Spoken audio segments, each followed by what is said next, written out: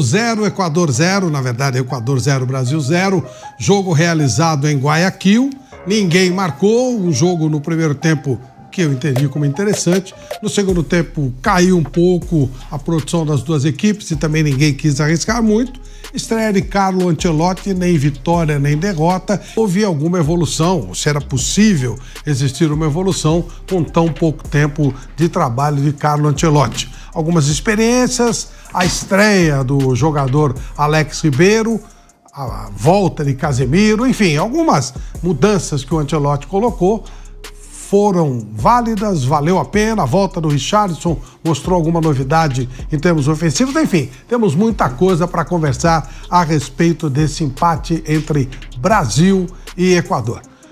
Assim, não esperava nada muito além disso, né? Poucos dias de treinamento, ele não conhece os jogadores assim profundamente, alguns ele conhece de enfrentar, de ver, de observar, outros nem tanto. Foi buscar alguns atletas experientes em seleção, o que até faz sentido para um começo de trabalho, mas na primeira convocação tem muitas questões que só no campo, na hora H, você vai encontrar as respostas, né? Eu acho que o Richarlison é uma delas, né? O nível do Richarlison caiu muito da Copa para cá, ele teve vários problemas, conseguiu melhorar um pouco o seu desempenho no seu clube, mas hoje, claramente, assim, sem a menor condição de ser um atacante da seleção brasileira. Pode ser que volte em outro momento, mas eu acho que já, assim, para mim já é um nome quase descartado, assim, você pensar nele nos próximos jogos. Não mostrou nada. Ele buscou ali um Casemiro, o Marquinhos que vinha jogando, o Alexandro, ter ali um pouco mais de rodagem de seleção, mas o Brasil teve dificuldades, o Equador marca forte. Houve alguma evolução do Vinícius Júnior com relação à participação em termos de seleção brasileira nessa primeira amostragem? Ofensivamente não, né? Porque o Brasil criou muito pouco nesse jogo. Era um confronto com um contexto complicado, fora de casa, contra uma seleção que faz uma boa disputa de eliminatórias. O Equador é o vice-líder da competição e largou com menos 3 pontos, né? Por conta de um erro ali numa inscrição de um jogador. Tem a melhor defesa da competição, é um time que tem um trabalho já de um longo prazo com o BKSS, jogadores que estão acostumados a atuar juntos, então assim, a expectativa era de um jogo de fato difícil, travado, de poucas oportunidades, que o Brasil pudesse até sofrer mais do que sofreu, e aí defensivamente eu acho que tem um ponto positivo, mas ofensivamente foi um time que criou muito pouco, né? E aí nesse sentido o Vinícius também participou muito pouco do jogo. No primeiro tempo o Brasil teve 2 ou 3 chegadas em velocidade, 2 com o Vinícius e uma com o Estevão, que o jogo tinha uma marcação muito forte no meio-campo da seleção equatoriana, então as escapadas, né, as saídas de velocidade pelos lados do campo eram quase que a única possibilidade desse Brasil, que treinou 3 vezes para fazer esse jogo, né? Então também nem dá para exigir muita coisa. Eu acho que ao longo do trabalho do Ancelotti, com mais tempo, com mais treinamento, com mais orientações, a gente vai poder observar sim um Vinícius talvez encontrando um nível melhor, algo parecido, por exemplo, com o que desempenhou com o italiano no Real Madrid. Mas nesse primeiro jogo não, muito longe disso, mas não só o Vinícius. Ofensivamente foi um Brasil que criou muito pouco. Ao jogo, a gente sabia que não ia ser um jogo fácil enfrentar esse Equador lá em Quito, né? Uma seleção forte, que marca bem, que joga bem, tem um zagueiro lá campeão até europeu junto com o Marquinhos, né? O Pátio, quer dizer, o Caicedo, que é o jogador mais caro da Premier League, da história da Premier League, também em campo, não estava ainda com alguns desfalques, sem o seu goleiro, sem Ener Valencia, que é o cara que marca gols para essa seleção equatoriana. Em relação à seleção brasileira, eu resumindo tudo que eu vi na noite de hoje, pelo menos marcou melhor. O Brasil cercava muito, né? Marcava a distância. No jogo de hoje, com a presença do Casemiro e o Bruno Guimarães diminuindo o espaço, com o Gerson ali, mas falta criação, né? Esse meia que a seleção, o futebol brasileiro sempre foi acostumado, tanto em clubes como em seleção, tá faltando, né? Esse meia de criação, você pode ter o Vinícius Júnior de um lado, o Estevão do outro, o próprio Richarlison ou qualquer outro, mas essa bola tem que chegar com facilidade, esse último passe, né, de acertar, coisa que os argentinos têm, até o próprio Botafogo tinha aí com o Almada quando tava, esse camisa 10 que tem essa lucidez de enxergar esse passe, porque o Gerson, o Casemiro e o Bruno Guimarães são jogadores de meio campo, mas não é o do último passe, do passe que a gente fala no baralho que pifa, né? Que bota o ar de ouro na cara do gol. Então, tá faltando isso. Né? Pro jogo aqui em Itaquera, o Rafinha provavelmente deve estar voltando. Não sei como vai ser que o Ancelotti vai escalar essa seleção diante do Paraguai. Pode deixar, de repente, os mesmos 3 lá na frente, o Estevão, o Richarlison e o Vinícius Júnior, e o Rafinha pelo meio. Eu não sei. Né? Mas que precisa desse homem para dar esse último passo, porque tem jogadores. Entrou ali o Matheus Cunha, entrou o Martinelli, foi pouco falado. Se você pegar, Flávio, no valor individual, o zagueiro ali tranquilo, uma partida tranquila, o Equador também não criou muito. Mas o Brasil, em termos de criação, de chances de gol, muito pouco. Fica essa estreia do Carlo Ancelotti, né? Decepcionante, dentro do esperado. Que sensação fica para você do que a gente viu hoje em Guayaquil, Monique?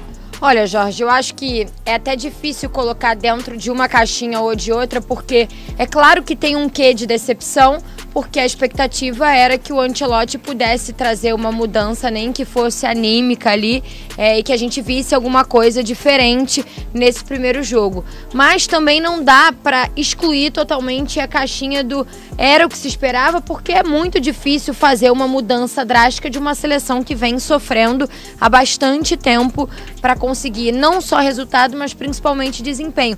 Então, é difícil pensar, apesar da expectativa criada no Ancelotti, que com pouquíssimo tempo de trabalho e com nem tanto conhecimento do material humano por completo que ele tem nas mãos, que ele conseguiria fazer uma transformação absoluta e que hoje o Brasil ia chegar e ia acabar com o jogo. Então eu acho que sim, tem um quê de decepção, porque a expectativa é muito grande de que o Ancelotti pode transformar o futebol da seleção brasileira, mas também está dentro do esperado, porque esse é o futebol que a gente vinha vendo o Brasil jogar nas últimas rodadas de eliminatórias. Mas foi um segundo tempo muito ruim também. Vamos tirar alguma coisa de positivo? O Brasil não tomou gols hoje, conseguiu suportar bem a pressão, dizer que o Equador pode até ter dominado em termos de ter a bola, de ter volume, mas dizer que o Equador ameaçou o Alisson ou que chegou tanto assim no gol do Brasil, acho que não. Foi um time que conseguiu suportar ali a pressão, mas é muito pouco, né, Jorge? Muito pouco pro que a gente quer ver da seleção brasileira. E tem um item muito importante aí que eu queria extrair do teu comentário, que eu acho que deixa claro como não se deixou legado algum do trabalho anterior para esse, né? A Monique é muito feliz quando diz: o que a gente viu hoje era o que a gente vinha vendo a seleção fazer. Não teve nada de diferente. Por quê? Porque o Ancelotti chegou, deu 2 treinos e foi pra lá. Não tinha muito tempo pra conseguir uma revolução, né? O jogo de hoje, ele mostra dificuldades que o Brasil enfrentou nesse 1 ano com o Dorival, nos 6 meses lá do Diniz. Mostra que, Monique, tem muito trabalho a ser feito ainda num tempo muito curto, né? Não tinha nenhuma espinha dorsal de time, assim, porque se a gente for parar pra pensar, quando o Dorival vai pra Copa América, que é o único período que ele teria 45 dias antes de uma Copa do Mundo, ele vai tentando montar uma base ali pra depois ele ir, né, fazendo ajustes e tudo mais. Muitos jogadores que ali estavam nem estão mais. Óbvio, muitos jogadores estão machucados, tem um desfalque do Rafinha, mas assim, é o que você falou, não tem uma estrutura que ficou do trabalho anterior e que dá para aproveitar com o Ancelotti tentando fazer ajustes.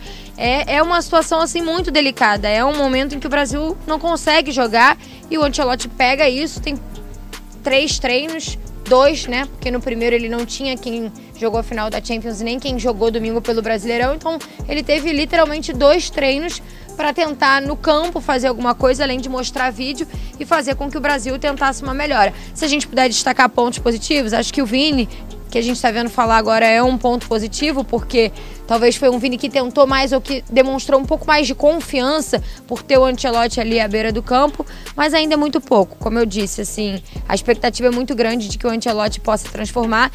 Para mim, tinha certeza que não ia ser imediato, mas eu esperava pelo menos uma atitude um pouco diferente, só por esse componente novo, né, sobre essa novidade que era ter o Ancelotti ali no comando da seleção. Eu acho que foi o dentro do esperado era ser um pouco decepcionante, né? Eu acho que a gente não ia ter uma grande mudança de equipe do ponto de vista ofensivo. Defensivamente eu até me surpreendi, assim, o Real do Ancelotti estava bem exposto nessa temporada, mas hoje acho que a seleção foi bem.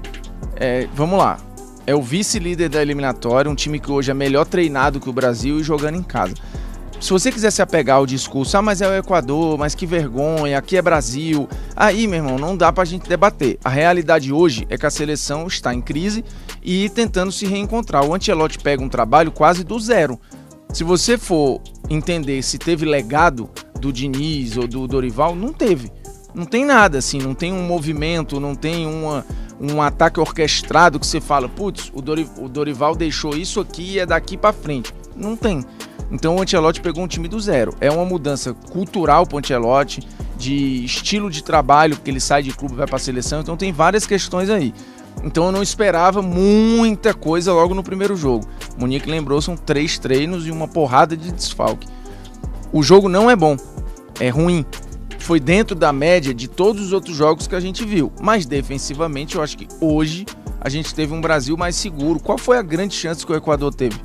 Não teve. Não teve nada, assim. O Alisson quase não trabalhou. Teve bola passando pra lá e pra cá na frente do gol, mas nada que gerasse grandes situações. As grandes chances de fato do jogo foram do Brasil ainda no primeiro tempo. É pouco, eu sei que é pouco. É pouco, é frustrante, é decepcionante, ok. Existe um copo meio cheio de uma defesa que jogou melhor.